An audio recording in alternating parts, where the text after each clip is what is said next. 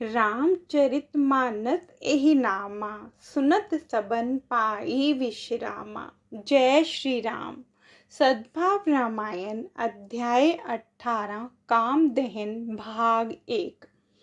ऐसा हुआ कि शिवजी समाधिस्थ हुए और संसार में तारकासुर नामक एक राक्षस उत्पन्न हुआ।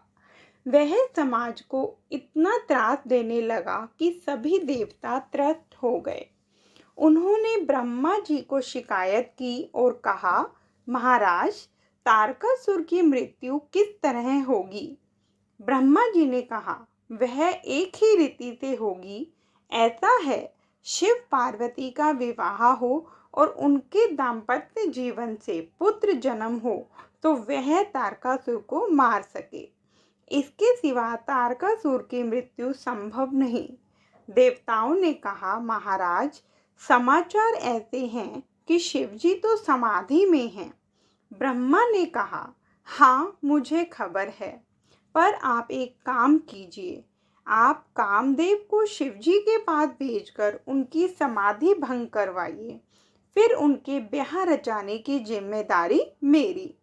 देवता तैयार हुए। किसी की समाधि भंग का कार्य देवताओं को बहुत अनुकूल पड़ता है। साधना के मार्ग में आसुरी तत्व ही विक्षेप डालते हैं, ऐसा नहीं है, सूरी तत्व भी विक्षेप डालते हैं। सभी इंद्रियों के द्वार पर देवता स्थान जमा कर बैठे हैं और साधक का ज्ञान दीप कब बूझे इसकी कोशिश में लगे रहते हैं।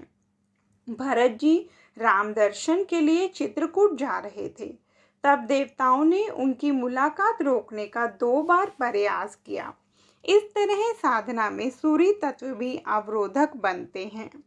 तुलसीदास जी कहते हैं कि सभी देवताओं ने कामदेव की स्तुति की। कामदेव प्रसन्न हुए। देवताओं ने कहा, शिवजी की समाधि आप भंग कीजिए। कामदेव किन्नरों, गंधर्वों और अप्सराओं को लेकर धरती पर पांव रखते हैं और अपने प्रभाव का विस्तार करते हैं। समाज पर इसका असर कैसा हुआ? जलचर, स्थलचर और नभचर जीव मात्र में कामेच्छा प्रकट हुई।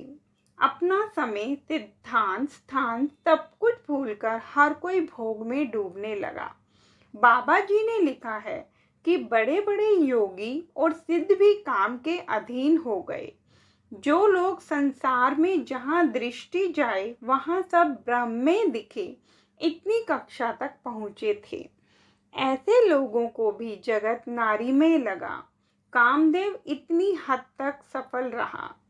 कामदेव के प्रभाव का ऐसा वर्णन करने के बाद तुलसी को विचार हुआ कि मैंने तो काम के खप्पर में सबका होम कर दिया।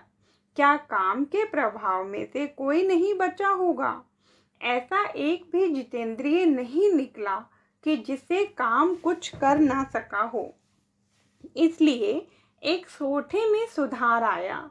जे राखे रघुबीर, ते उबरे तेहि काल मही। केवल वे ही लोग बचे जिनको राम ने बचाया। प्रभु की शरणगत बिना काम के फंदे में से बचना मुश्किल है। जिसका पुत्र 18 पुराणों की रचना कर सके, ऐसे महान संतान के पिता और सुखदेव के दादा पराशर ऋषि नौका विहार करते वक्त मत्स्य गंधा का हाथ पकड़ लेते हैं। मत्स्य गंधा कहती है, महाराज, सूर्य नारायण देख रहे हैं, आप तो ऋषि हैं। पराशर ने अपनी सिद्धि द्वारा आकाश में बदली रख सूर्य को ढक दिया, पर काम को नहीं ढक सके।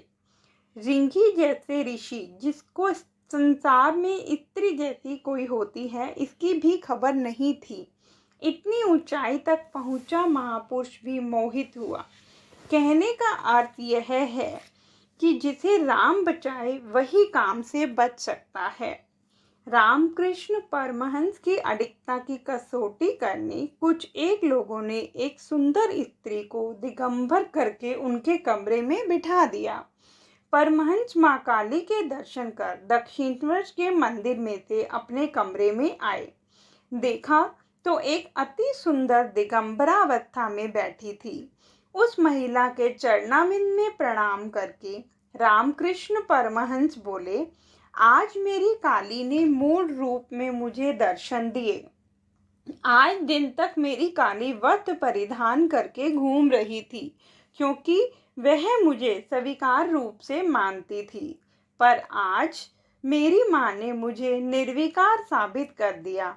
मेरी माँ ने आज मुझे मूल रूप में दर्शन दिए।